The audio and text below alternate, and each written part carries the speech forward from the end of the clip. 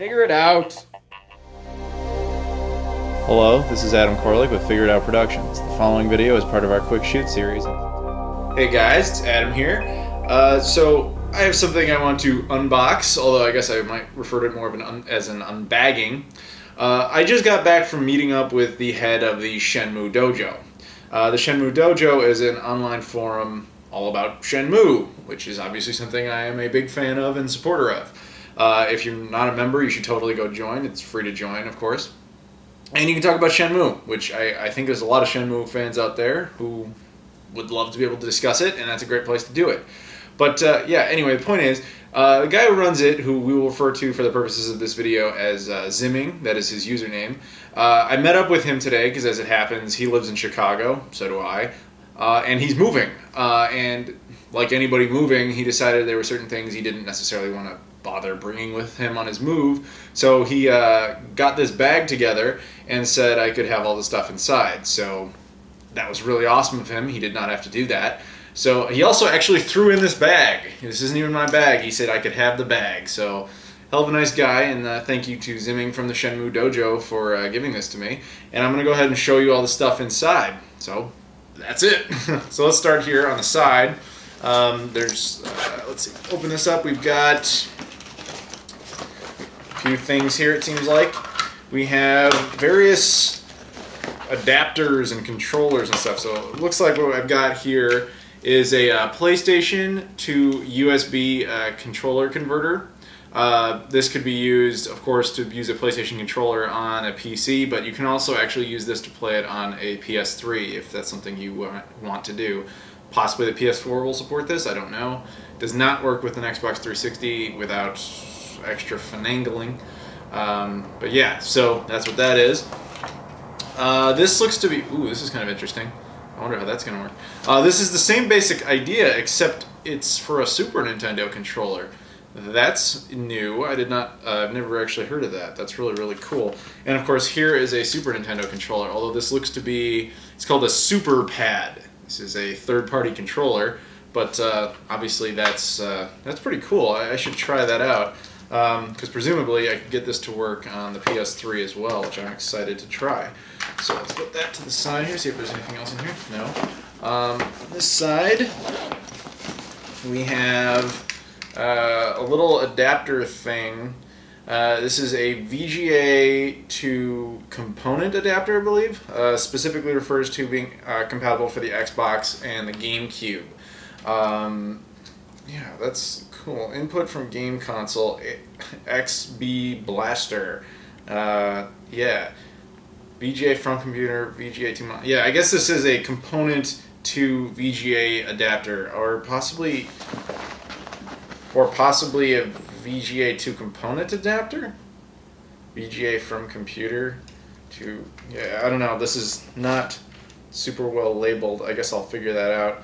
I'm guessing because neither the Xbox nor the GameCube supported VGA that they're probably component to VGA. Yeah, that would be my guess, but I guess I'll figure that out later. Now let's see what else is in here. We've got... Well, this is just the power supply for it, I think. Yeah, just the power supply that goes with that. And there's nothing else in there. Front pocket. Let's see. I doubt that... Oh, okay. I picked that back. Oh, there's a pen. Somehow I doubt he intended to give me the pen. But I guess it's mine now. Okay, so let's open up this part here. And inside, first thing we've got is a controller. This is clearly some kind of PC controller by Microsoft. I'm not a PC gamer, as many of you know. I'm not familiar with that specific type of interface. So if anybody knows, I'm sure plenty of you do. What do I do with that? Let's see, continuing on here, we have some kind of cables. Looks like it's for the Xbox, the original Xbox. This looks like some kind of S-video adapter for the original Xbox, which is cool if you need S-video cables. I would actually, with the Xbox, I would use component. So this is cool. This is definitely an upgrade for anybody who only has composite, but if you can get your hands on component cables for the original Xbox, that's the way to go. Going going on here, we have, looks like another USB, another controller. This is another PC controller by Microsoft, though this one is actually USB. I'm actually curious if a controller like this would work on the PS3 as well. I'll have to test that out. I'm betting it would. That thing's pretty friendly with that kind of thing. Okay, here we have a Mad Catz Dreamcast controller. I actually think I did a video on this quite a number of years ago, actually. So if you want, you can go check out a full review of this controller, because I'm pretty sure I did a video on that. But it's nice to have another one. Let's see what else we got here. Ooh, this looks exciting. Aha, a Sega Saturn arcade stick. Official, by Sega. Now that is really cool. It's got some good weight to it. Yeah, this is pretty neat. That's nice.